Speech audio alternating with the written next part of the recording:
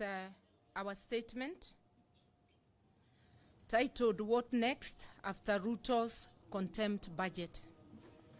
Yesterday we saw what happens when a rogue and uncaring executive branch of government decides that the only thing that matters is their ego and their agenda.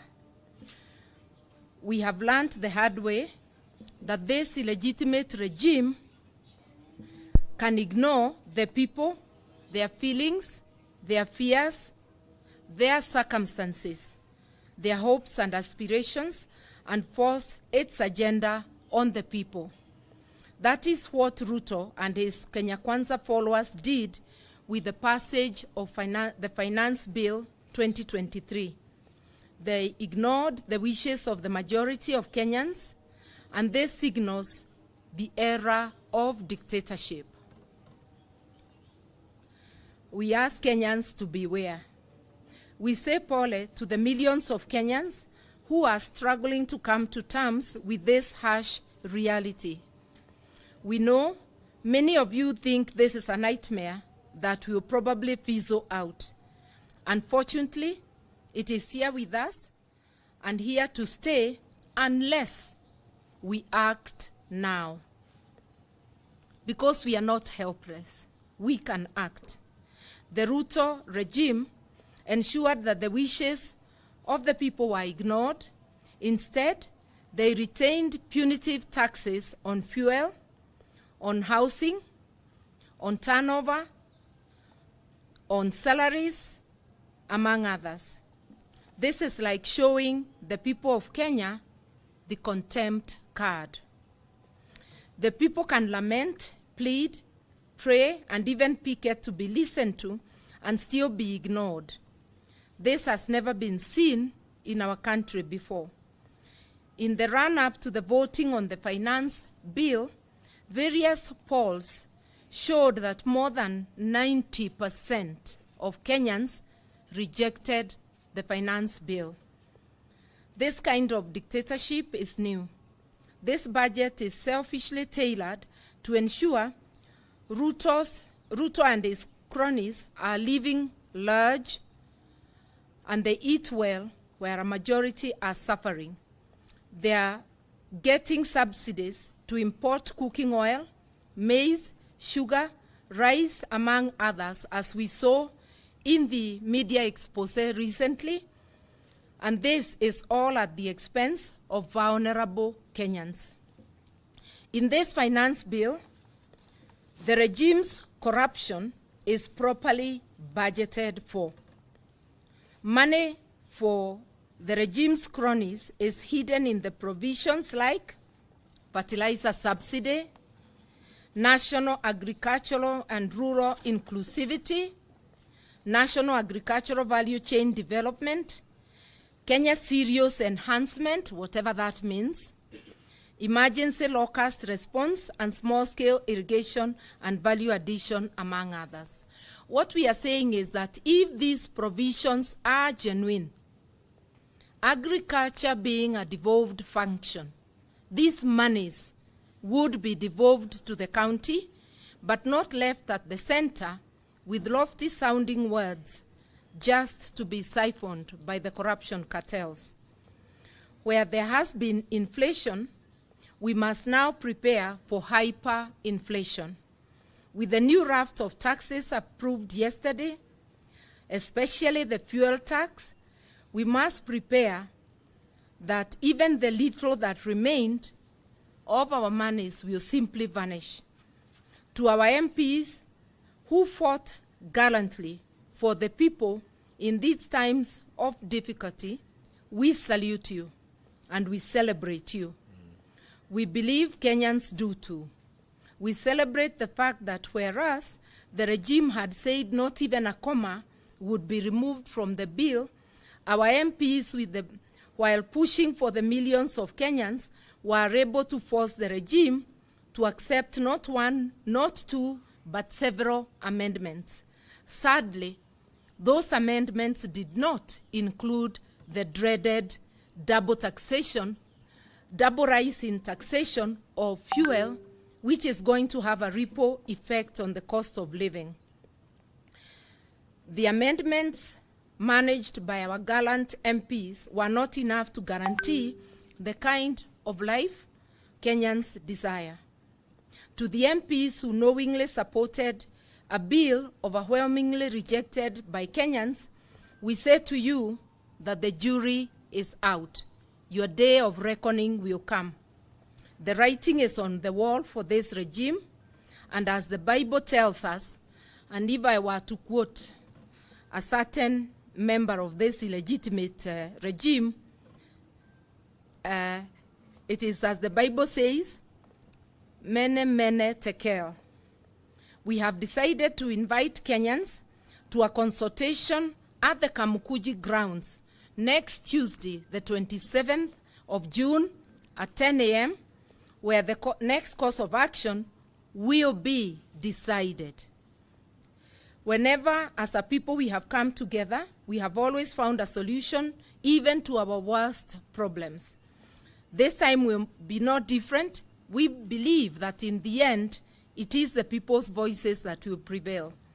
The only time we have suffered longer than we should is only when we have allowed dictators to rule longer than they should. And it is only when divide and rule succeeds. We must not let that to happen. The people can never be helpless in their own country against rogue leadership.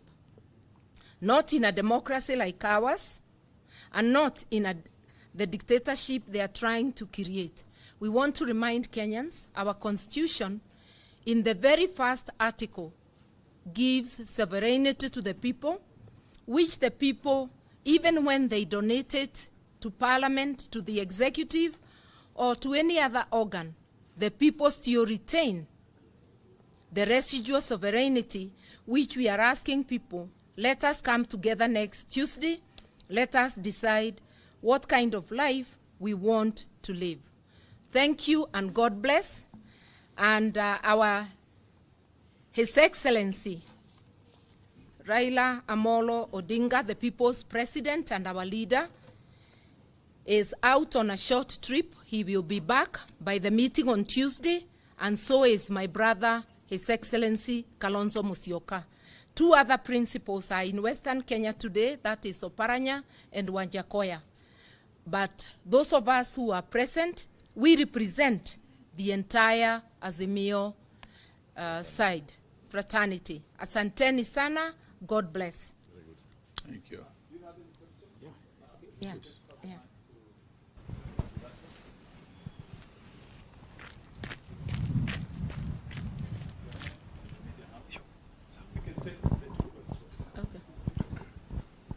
My name is Joel Chacha from K24 TV. Interior Sieza Kindiki Kithure on Sunday warned that even as Azimio opposes this particular Finance Bill 2023, there should not be an option of going to the streets, as he will not allow that. Perhaps your rejoinder on that. I think we just need to say that the Constitution is where our rights are entrenched. Our rights are not given by people sitting with donated power in public offices. The rights are God-given and entrenched in the Constitution. We seek no advice from anyone. Azimio is capable of taking its own decisions by looking at our laws and at the circumstances. That's what we would like to advise those who think they have become demigods. All right. My name is Emmanuel Tor from KTN News. Just a quick question. You put up a very spirited fight yesterday in Parliament, Honorable Piendai, but you could barely manage 90 members to oppose the bill. Yet in the PG that we had here last time, you had 130 members in your corner. Are you concerned, and what action are you going to take for some members who actually voted during the physical vote for that bill? Thank you. I think this is, I will save the minority leader from having to answer that and say this. As and he should be properly referred to as the majority leader. I think as we take stock of the next steps, each party and the coalition as a whole will seek to put their house in order. This bill is not about which side of the divide we come from. It's actually a question for each MP to ask themselves, were you elected by the executive or by the people? Whom do you represent in Parliament? That is something they will have to reckon with the electorate, even as the parties sit within Azimio to ask themselves what course of action, when we get to know the reason for each individual's absence. Thank you. Last question. My name is Justice Ocheng from Daily Nation. Actually, my question borders on what my colleague has asked. I just want to know, we've seen the Orange Democratic Party is the only party that has written show cause letters to its members who did not participate in the voting during the second reading. Azimio consists of nearly 26 other parties. What is the position of these other parties? I think you also know that the process only concluded last night. So give the parties time to decide what they want to do to move forward. Also give our parliamentary group time, because it will begin from the parliamentary group, then to the individual parties. Let us not preempt. Okay, mimi naitwa Majimaji kutoka Geto Radio. Niko sure Kenyans wanataka hii financial bill ikuwe reversed. Is there a way? Tuesday is the determinant. As we have said, an institution called Parliament gets its mandate from the people, but the people retain the residual power. The executive, the judiciary, everybody, every state officer gets mandate from the people. The people will meet at Kamukunji Grounds and they will roar back at Parliament and at the executive. We want to thank you. Last one. My name is Luka, from The Star. Is going to quote part of